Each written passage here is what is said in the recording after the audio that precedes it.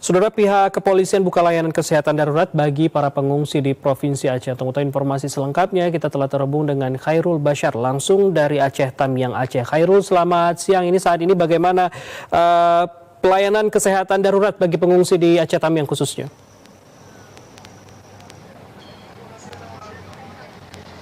Baik, selamat siang saudara, melaporkan langsung dari posko layanan terpadu Bidokes atau Bidang Kedokteran dan Kesehatan Polda Aceh yang didirikan langsung di depan Mapolres Kabupaten.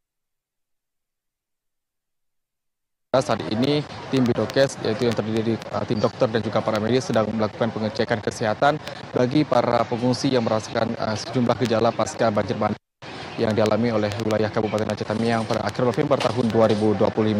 Sejak dibuka pada 4 hari yang lalu, tepatnya pada tanggal 4 Desember tahun 2025, saudara, hingga hari ini tanggal 8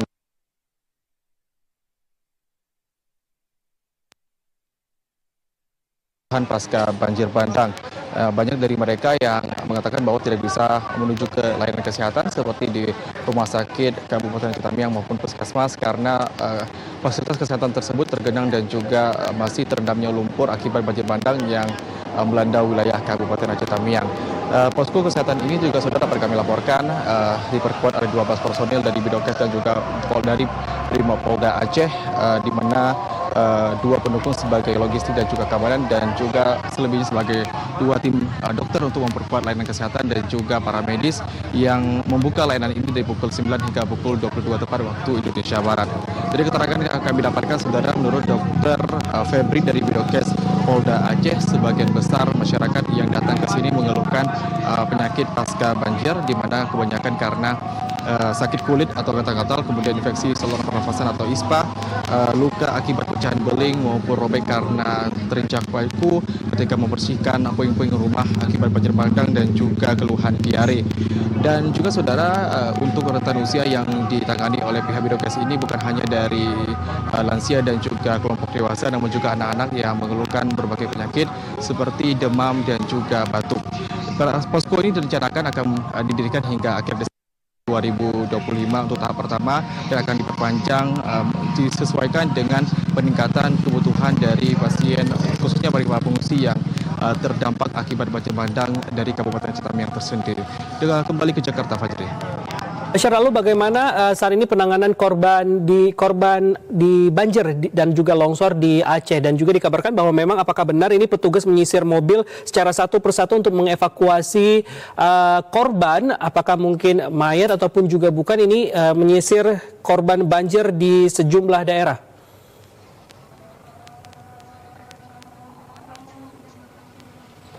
Ya, benar hari ini memang tim Polda Aceh bersama dengan Polres Kabupaten Aceh Tamiang mendatangi langsung ke sejumlah kendaraan yang masih terparkir di badan jalan, tepatnya di jalan ke Kuala Simpang, Kabupaten Aceh Tamiang. Nah, kendaraan ini sebelumnya saudara dapat kami laporkan viral di media sosial karena dilaporkan terdapat jenazah atau korban yang tertinggal karena efek dari banjir bandang yang menggenangi wilayah Kabupaten Aceh Tamiang. Namun pada pukul 10 tepat waktu Indonesia Barat tadi, saudara, dapat kami laporkan memang pengecekan terus dilakukan oleh tim Polda dan juga dari Polres Aceh Tamiang untuk menyisir setiap mobil yang ada di SPBU Kabupaten Aceh Tamiang dan juga di sepanjang jalan menuju SPBU. Namun tidak ditemukan atau tidaknya temuan terkait dengan jenazah maupun mayat yang ada di mobil tersebut. Dari keterangan yang kami dapatkan juga saudara dari laporan warga setempat yang juga meninggalkan mobil mereka di SPBU tersebut, bahwa dari tahun 2024 memang banjir yang menggenangi wilayah Kabupaten Aceh Tamiang, tepatnya di SPBU tersebut, tidak cuma sampai di badan jalan. Namun pada tahun 2025 ini mobil mereka yang biasa digunakan untuk memarkirkan kendaraan mereka ketika banjir menggenangi wilayah Kabupaten Aceh Tamiang, kali ini cuma airnya sampai 30 cm, artinya tidak menenggelamkan atau tidak menggenangi mobil yang ada di wilayah SPBU tersebut. Dan dari informasi yang kami dapatkan dari keterangan yang diperkuat oleh AKBP Mulyadi selaku Kapolres Aceh Tamiang mengatakan bahwa berita yang viral ataupun yang beredar di media sosial tersebut tidak benar, dan itu hoax, karena semua mobil yang diparkirkan di badan jalan maupun di SPBU tersebut tidak ditemukannya mayat maupun jenazah yang tidak sesuai dengan laporan yang diterima di viral di media sosial. Artinya itu cuma hoax yang sudah dicek dan juga dilakukan penyisiran oleh tim Polda dan juga tim Polres Tamiang. Demikian informasi yang dapat kami sampaikan. Kembali ke Jakarta.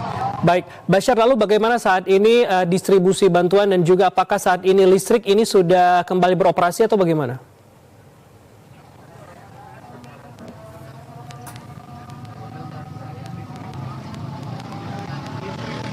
Baik, dapat kami laporkan juga saudara, memang salah satu hal yang masih dikeluhkan oleh warga saat inilah karena jaringan internet dan juga listrik di wilayah kabupaten dan kota yang ada di Provinsi Aceh. Dari keterangan yang disampaikan kemarin oleh Prabowo Subianto langsung diikuti oleh Menteri SDM yaitu Bahlil bahwa listrik yang ada di Aceh akan menyala, artinya akan menerangi wilayah kabupaten kota di Aceh itu 97%, artinya menyala semuanya. Namun dari informasi yang kami dapatkan hingga hari ini masih terkendala kelistrikan, artinya tidak lampu maupun jaringan internet di wilayah kota, baik itu di Banda Aceh maupun di Kabupaten Aceh Besar dan sekitarnya.